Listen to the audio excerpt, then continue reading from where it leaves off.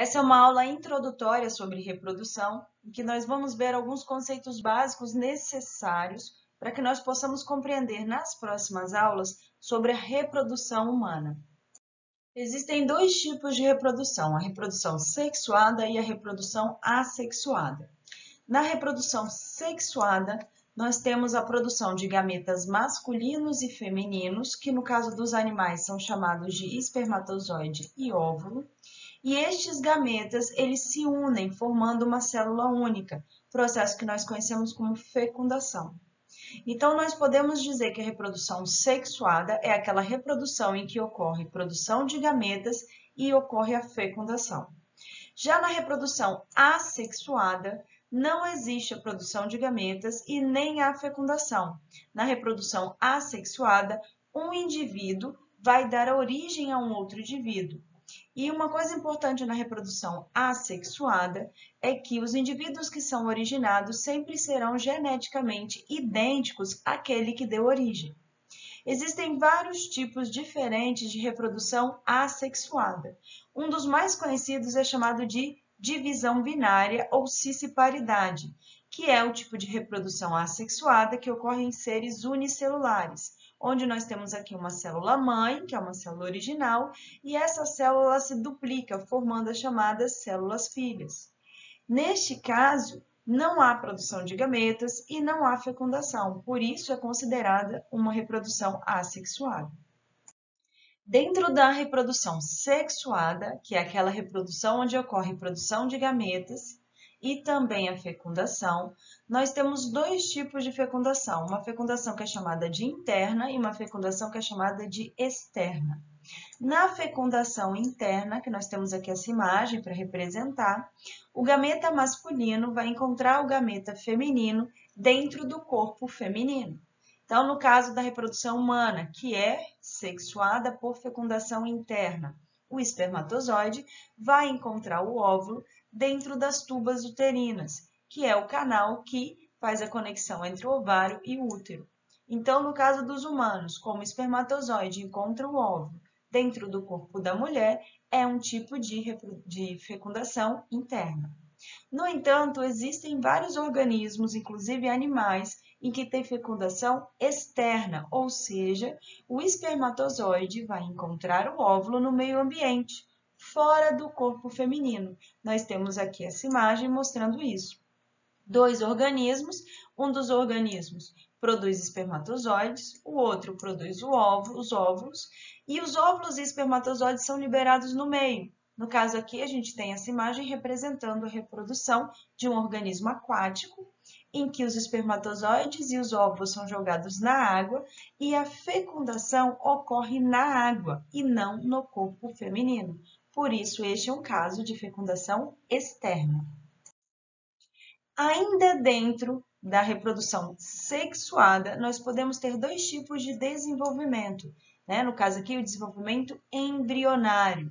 Seria nesse ponto onde o embrião se desenvolve. Nós teríamos o desenvolvimento embrionário interno e o desenvolvimento embrionário externo. O desenvolvimento embrionário interno, que nós temos aqui uma imagem que é inclusive, né, de um ser humano, o embrião vai se desenvolver dentro do útero. Então, no nosso caso, por exemplo, nós nos desenvolvemos dentro do útero materno, que fica dentro do corpo feminino. Por isso, o nosso desenvolvimento, o desenvolvimento humano, ele ocorre na parte interna do corpo, por isso é um desenvolvimento embrionário interno. Já outros organismos, outros animais, têm desenvolvimento embrionário externo, como é o caso dos animais ovíparos, como as aves. Nós temos aí essa imagem mostrando os diferentes estágios embrionários de uma ave, no caso, um pintinho.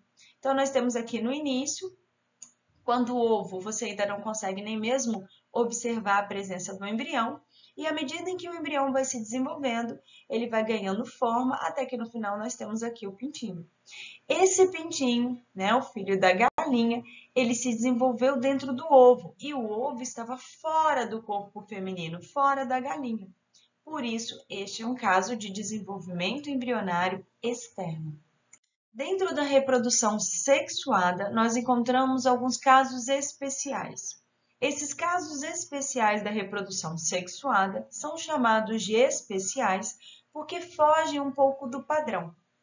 Nós vamos citar nessa aula dois casos especiais, que é a partenogênese e no próximo slide a poliembrionia. Vamos lá, com relação à partenogênese. A partenogênese é um tipo de reprodução sexuada que ocorre em alguns insetos e aracnídeos. Neste tipo de reprodução, nós temos aqui o ponto em que o óvulo consegue dar origem a um novo indivíduo. Na maioria dos animais, nós temos o óvulo e o espermatozoide, como gameta feminino e masculino. A união do óvulo e do espermatozoide vai formar o zigoto ou célula-ovo. E essa célula-ovo é que vai dar origem ao embrião e assim a um novo indivíduo. O óvulo sozinho, teoricamente, não deveria originar nada, porque o óvulo sozinho não tem material genético masculino, só feminino. No entanto, nos animais que fazem partenogênese, como é o caso das abelhas, o óvulo pode sim dar origem a um novo indivíduo, que no caso das abelhas seria o zangão. Então, o zangão, que é o macho das abelhas, ele é produzido a partir apenas do óvulo. Então, nas abelhas, nós temos um caso de partenogênese, em que a fêmea, a rainha, ela consegue ter filhos sem a participação de um macho. Os machos que são nascidos em uma colmeia, eles não têm pai. Eles são originados a partir apenas do óvulo, ou seja, apenas do material genético feminino. Já o zigoto, ou a célula-ovo, quando é formado, vai dar origem a fêmeas, que podem ser as operárias ou uma nova rainha.